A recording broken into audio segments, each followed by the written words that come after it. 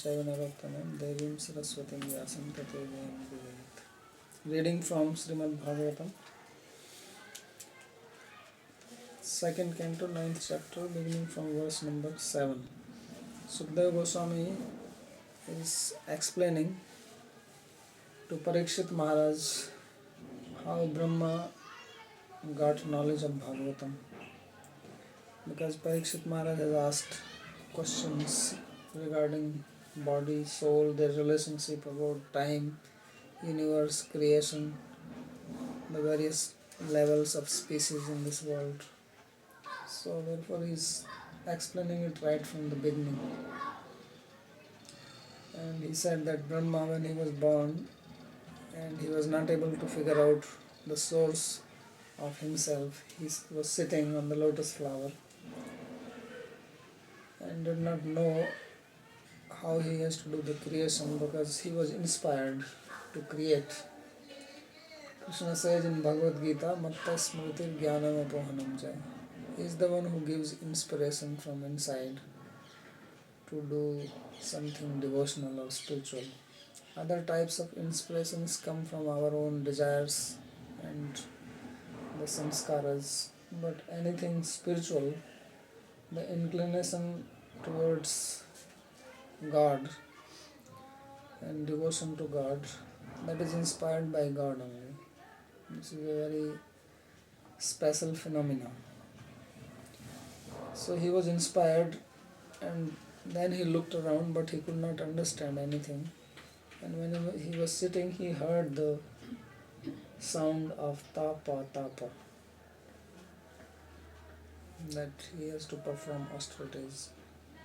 And as a sincere devotee, he took this as an instruction. So this is what is being stated in this particular verse. Nisamya tad vaktri didrikshaya disho vilokya tatra anyad apapasyamanah swadhishanyam asthai vimrishya tadhitam tapashyupadishte ivadadhemana. That when he heard this sound, then he desired to see from where the sound came. So tad vaktri didrikshaya disho vilokya, and therefore he looked around. But he did not see anyone else besides himself.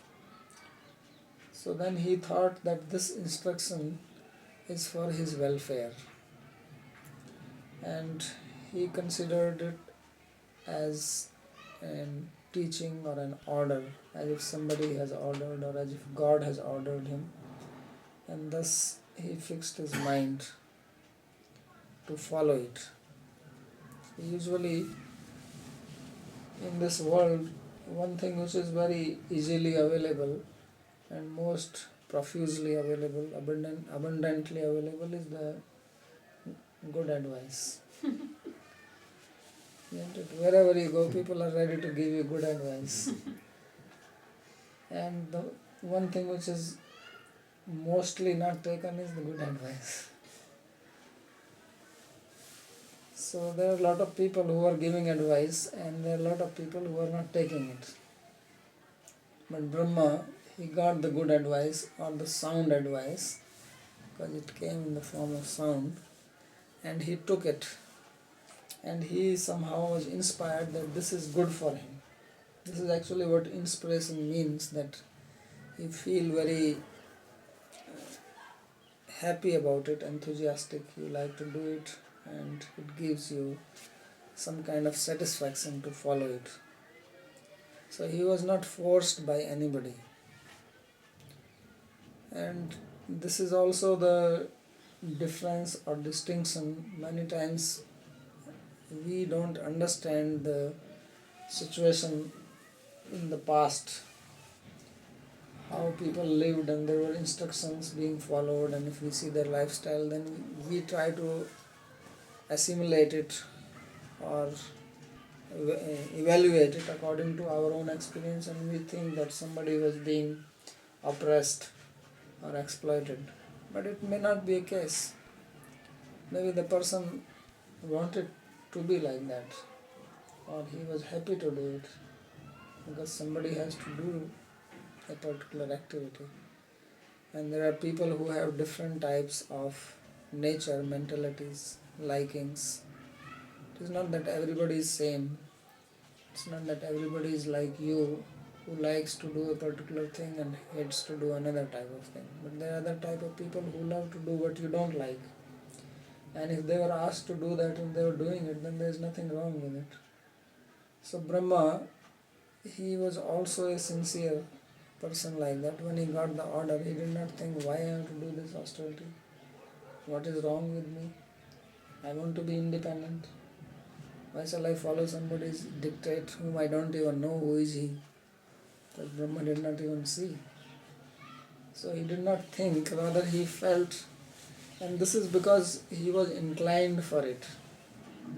This was his very nature, to perform austerity. As will be explained in the next verse, that he did it for 1000 celestial years, which means 365,000 years he performed this. And he was not tired, he was not sick of it, he was not fed up. He was quite blissful doing it. So that means it was his nature, and he must have done it in the past, and that's why he is Brahma. So Sri Vishwanath Chakravarti says, Kenachit tapasi prataksham adishtah prataksham iva niyukta iti tadeva hitam matva tasmin tapsi eva mana adadhi. So he felt as if somebody has instructed him directly, although he did not see anybody face to face. He only heard the sound, and he did not even know from where the sound came, except that it appeared as if it is coming from the water. He said, Upambhasi, Ambhasi Upashanod. Because it is also interesting that lotus grows in water, right? And the root has to be down. If you have seen lotus, the lotus floats on the water, but the root is inside. And if this lotus grew from the navel of Lord Vishnu, so Lord Vishnu must be inside water. But usually we see the painting of Lord Vishnu that he is floating on the water, and then lotus is coming. But from here it is also possible that there was water outside or above him, because he heard the sound. Either he spoke it from his mouth, how it was created we don't know. Or maybe he turned his face down and then said tapa tapa, because the sound came from the water. So either Lord Vishnu was having a dip inside the water, or he has somehow produced the sound inside the water. But in any case, he heard it, and then he took it as an instruction for himself and fixed his mind on that. And then he says, Divyam Sahasrabda Mogha Darshano Jitanilatma Vijito Bhindriha Atapyatsma Khilaloka Tapanam Tapastapiyan Stapatam Samahitaha. That he performed austerity for 1000 years. And these are Divya year. For us, year is 365 days, and this Divya year is 365 years make, or 360 years make one divine year, the year of the gods. So that means for 360,000 years he performed austerities. Amogha Darshana, he is called, Brahma is called Amogha Darshana. Darshana means that either that his vision is unfailing, means he sees things as they are. It also means that anyone who sees him, that darshan of Brahma does not go waste. He will benefit by seeing him. It could mean both ways. So Jita Anila Atma. This is the meaning of austerity, that he controlled his life airs, means he did pranayam, and control of mind. Because according to yoga, mind is related with the life, this breathing air. And if you can control your breath, you can control the mind. So he controlled the airs, anila, and atma here means mind. Therefore he says Vijita Ubhendriya. He had control over both his internal senses, which means the mind, intelligence, and the external senses, the senses with which you perceive. So both were controlled. Usually what happens that if you try to control your external senses, then the internal senses become agitated. Like if you sit down and you start chanting or meditating, then your mind starts running.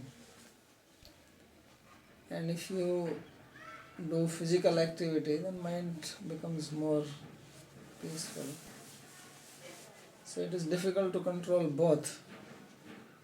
So Brahma was able to control both, because if you want to attain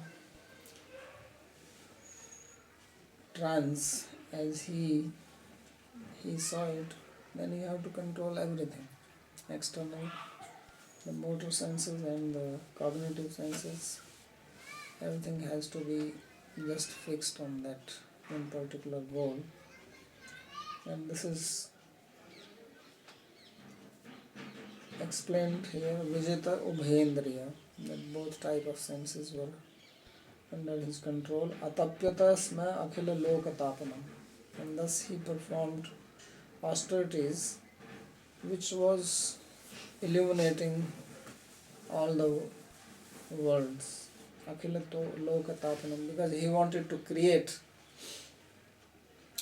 So everything became clear to him. He could understand tapas tapiyam sam tapatam samahita. So he says that he performed austerities which was superior, or which was wonderful among those who perform austerities. He was the topmost. And he was absolutely fixed in his purpose. Akhilanam lokanam tapanam prakashakam avirbhavak karanam iti artha. So in this word Akhila Loka Tapana, he is explaining Vishnu Chakravarti that it means that which illuminated all the planets, or which became the cause of manifestation of all these planets. It means he got the knowledge and power to manifest these. Taptam madhye tapiyan iti tapasvi. So he was the supreme among those who perform austerities, because to sit down for 360,000 years without eating, sleeping, and having everything in control, it's a great austerity. Not everybody can do that. And now in the next something like 10 verses, there is a description of the vision which he attained. That after doing this austerity, or which is meditation on the Lord, how he was blessed by the Lord, that is being described. And this description is with the intention to explain about the spiritual planets. Because this was also one of the questions asked by Parikshit. What are they doing?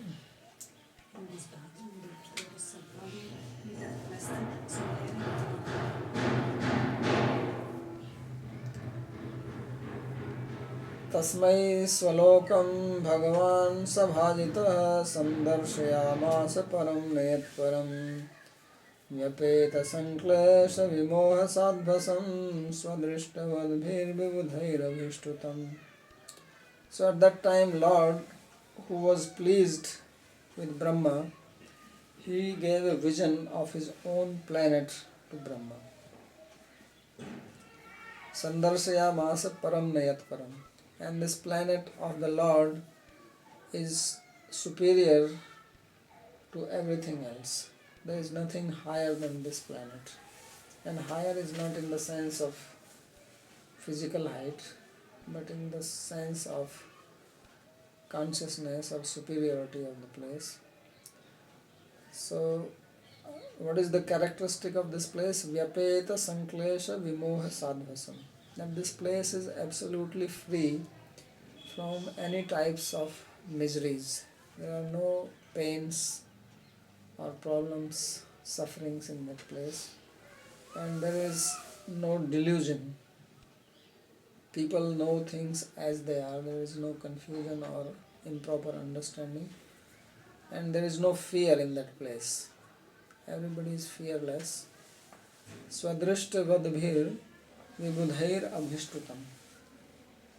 And it is the place which is glorified by the self-realized people who have understood themselves, the intelligent people, vibudha, or realized people. They glorify this place. This is one of the special characteristics of Vedic literature, that they give knowledge of a place which is beyond the material world. Usually in the scriptures there is talk about heaven and hell, but Bhagavatam and other literatures, they also speak of something which is beyond heaven. Heaven is not the ultimate place, but something beyond that. And that particular place was shown to Brahma. So just as we have this material world where people live who have material goals, material desires, there is also a place beyond this where people live who do not have material desires, and they are all spiritual people interested only in spiritual activities. So that is being revealed here, that particular place. That is the place where Supreme God lives Himself. And His devotees also live there. So this verse is also explaining that Lord and His devotees, they are not material people. As I explained in the previous class, that Lord has a body, but that does not mean that He becomes limited like us. We have a body, and because of this body we are limited.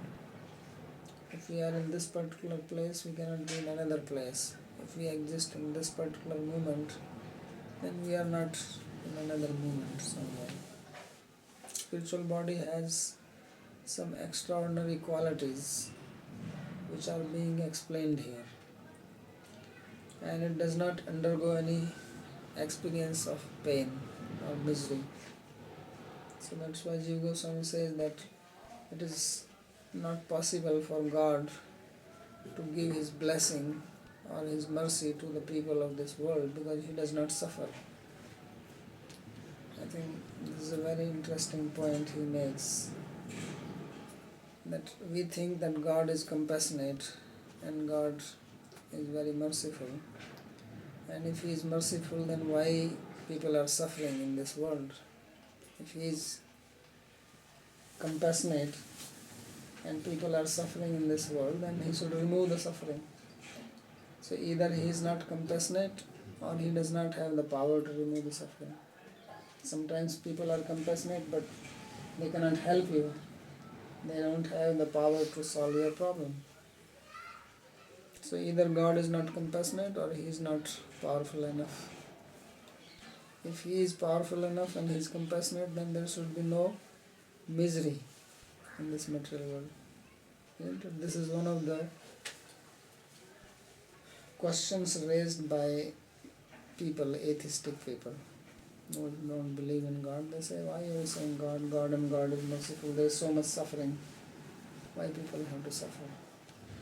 So actually God is merciful. The problem is, and He is not impotent, He is capable of removing suffering, but the thing is that He does not know your suffering, because He has never experienced material miseries. So he cannot empathize with you. He is not touched by any material miseries. And because he has not experienced miseries which we undergo, therefore he doesn't do anything. And he lives in a place where there is no misery. In future also he is not going to be miserable.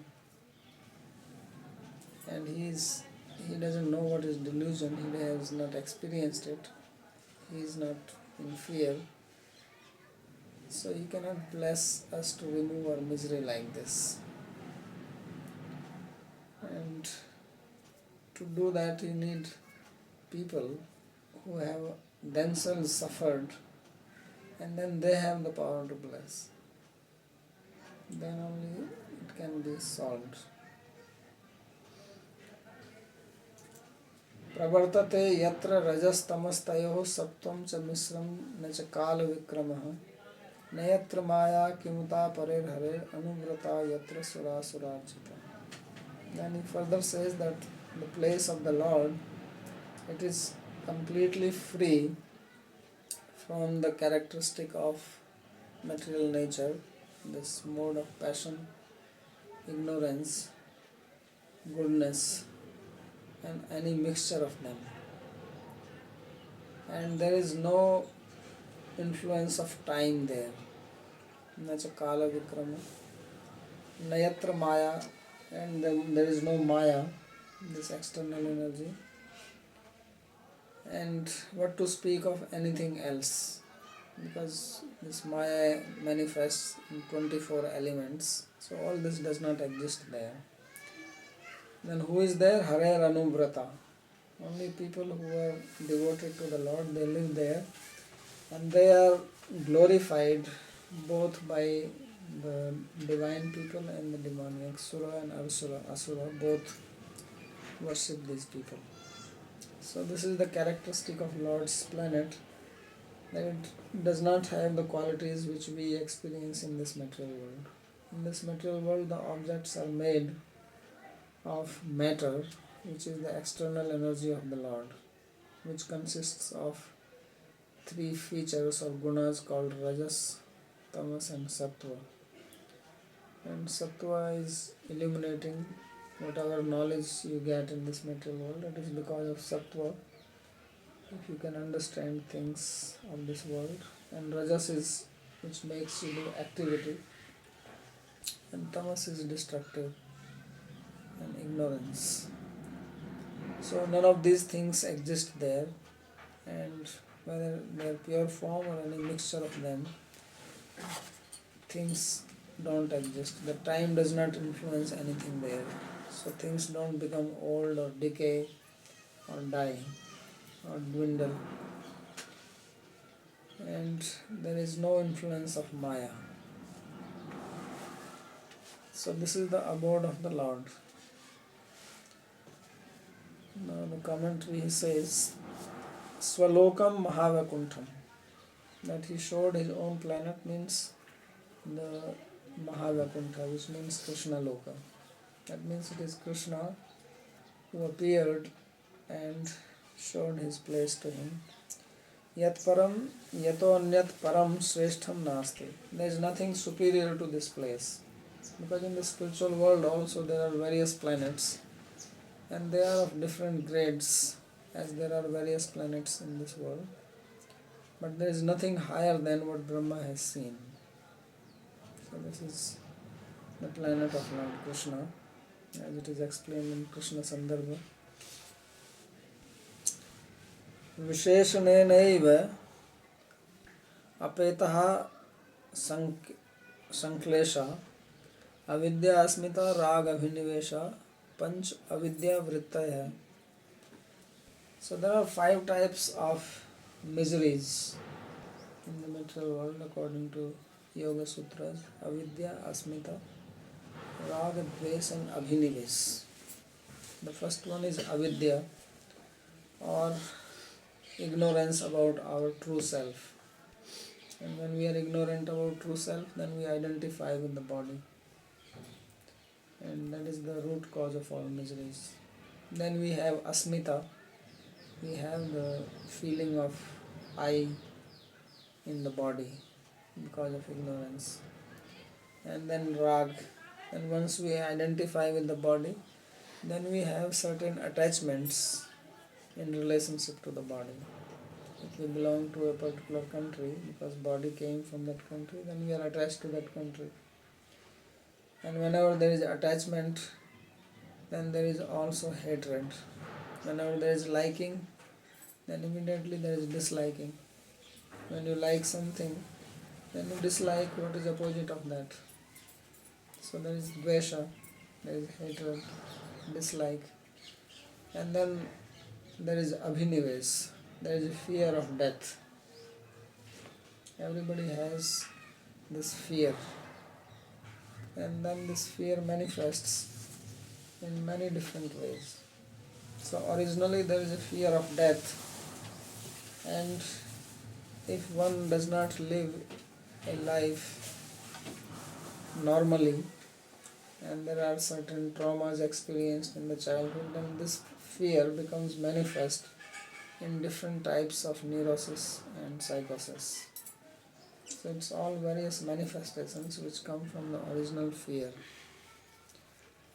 So all these things, they don't exist in the spiritual world.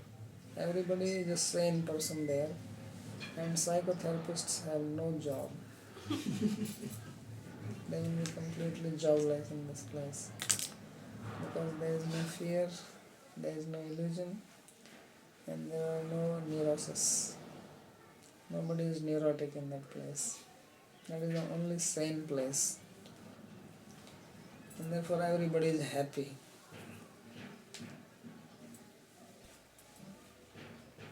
Tatha vishishto moho vaichityam sa chet bhagavat spurti eva.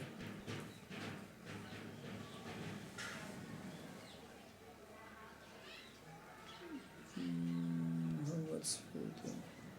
Then he says that basically, what is moha?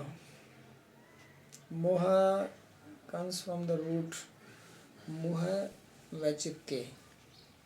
Means when your chitta or your consciousness is polluted, or it is contrary to the real understanding, which literally means that you don't have consciousness of God. When your consciousness is not godly, then that is called vimoha or moha, delusion. Because really speaking, all this world is a manifestation of God, and there is God existing everywhere in different forms and at different levels.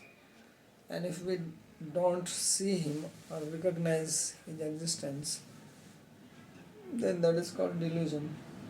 Just as if a person takes a drug or drinks liquor, then his mind becomes bewildered and he starts seeing things which don't exist, or he sees things which exist in a different manner. So that is called moha, because his consciousness is not proper. Instead of seeing a telephone, he is seeing something else. So just as that is called delusion, if someone takes a drug or some intoxication, but when people are not intoxicated, still they are in delusion, because they are not seeing the Lord. That is the normal delusion. There are two types of delusions, normal delusion and abnormal delusion. So normal delusion is for everybody. Nobody is spared from that. And that we have agreed upon, that normal delusion is no delusion. We accept, everybody has made a union that let's not call this as a delusion. And what is abnormal delusion, that we call as actually delusion, and we try to treat that. Which may include spirituality as well. Which may also include spirituality. Because everybody has decided like that. So he says that in the spiritual world, everybody is free from this delusion. Abnormal and normal, both types. Vyapeta. Visheshena apeta iti vyapeta. That they are specifically. If it was just normal delusion, then it could have been apeta, but he says vyapeta. Means both types are gone. It's complete. And sadhvasam tat seva aparad bhaya. Sadhvasa means fear. And when you come to spiritual life, there is only one fear, and that is the fear of offense, offending the Lord. So that is the only fear. But in the spiritual world, that does not exist. There is no cause to fear because they don't make any offense. Because they are not, first of all, confused or bewildered or having ignorance. They are fully enlightened, and therefore they understand the desire of the Lord and they function properly. So there is no possibility of any fear there because there is no offense created. There is no fear of doing any sin. Tadapi apeta yatratam. That also does not exist there. Vibudhe indriyadi dikpalai. And this place is glorified by Vibudha. Vibudha also means the demigods like Indra, the protector of the directions. Swadrishta vadbhiriti nitya yoge matupa prakrita indrayadi vyavritti. So this word swadrishtavat is made by applying a possessive case, possessive suffix, which is applied in the sense of eternal relationship. Means if somebody is rich, he has wealth, but the relationship of wealth and this person is not eternal. Wealth did not exist with him at a particular time. When he became wealthy, it can also go away. But then there is eternal relationship when you possess something, like soul has the quality of consciousness, possesses consciousness. So this consciousness is not temporary, it is an eternal characteristic, like sugar has sweet. So it is an eternal relation. Whenever there is sugar, there is sweet. It's not that sometimes sugar is sweet, sometimes it is salty. That never happens. So this word swadrishta means that they are ever illumined or enlightened, not that their enlightenment is a temporary quality. So they all glorify in this place of the Lord, that it is so wonderful. And the Indra etc. which are mentioned here, they are not the Indra of this world. There are also Indra, Chandra, Varuna etc. in the spiritual world, which are glorifying the Lord's abode. And in this particular place he says that there are no modes of nature, therefore he says Yatra Vaikunthe Rajas Tamascha na pravartate. That the mode of goodness, mode of passion and ignorance, they don't exist there. Tena Rajasaha Pravrittya Bhavad Asrijyatvam Tamsaha Pravrittya Bhavad Anashyatvam cha Uttam. Tasya. Because there is no Rajas, therefore that abode is never created. Because Rajas or passion leads to creation.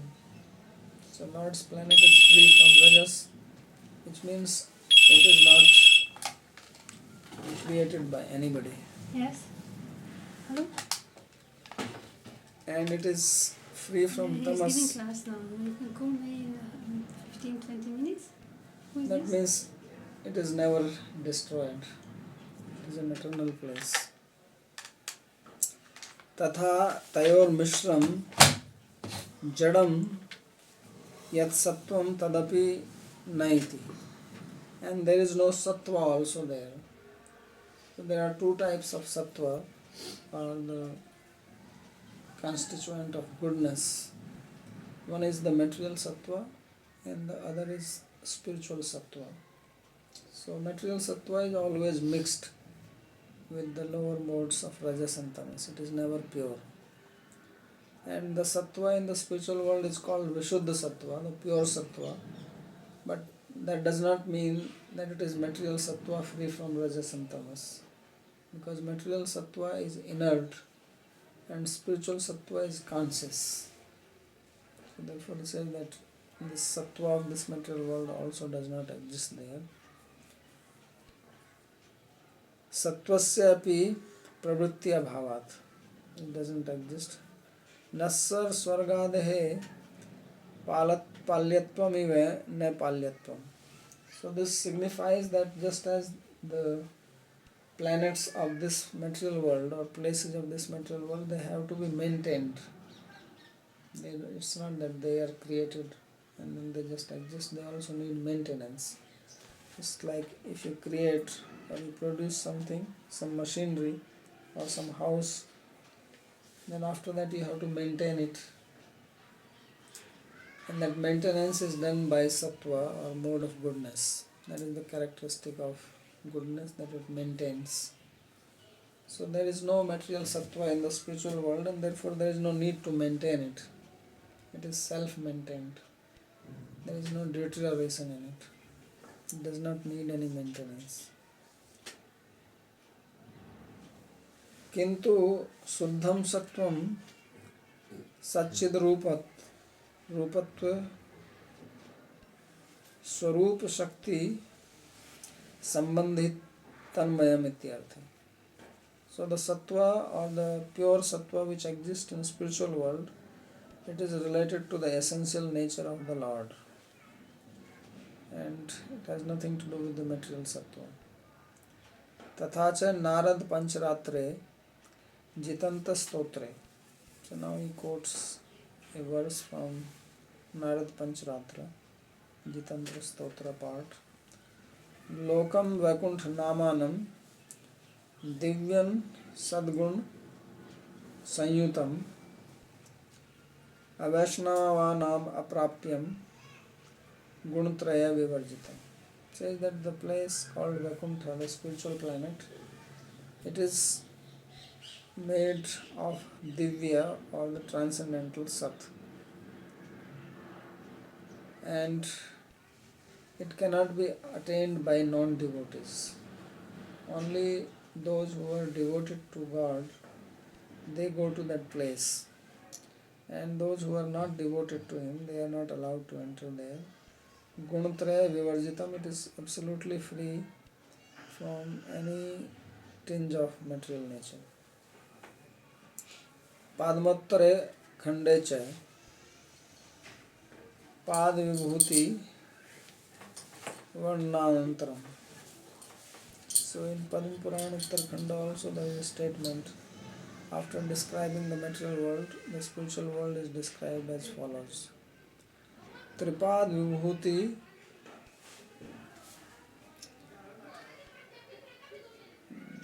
Vibhuti Rupam Tu Shunu Bhudar Nandani Pradhana Param Vyomantar Eva Virja Nadi Vedanga Sveda Janita Toyai Prashravita Shubha Tasya Pare Paravyomni Tripada Bhuti Sanatana. So he says that now you hear from me the opulence of Tripada Vibhuti or the spiritual world. So this material world is coming from the original element called Pradhan, which is also called Prakriti. And beyond that there is a spiritual sky. Pradhan Param Vyomni Antara. So between this spiritual world, material world and the spiritual world, in between there is a river which is called Viraja river. And this Viraja river has a water in it, and then water is the sweat of the Vedas. It says Vedanga Sveda Janita Toyai Prashravita Shubha.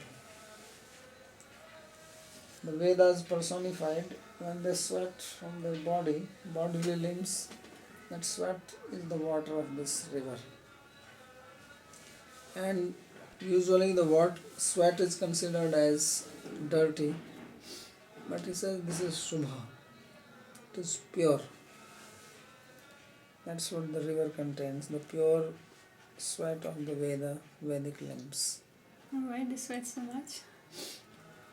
Because if you want to go to the other side, you have to sweat. There is some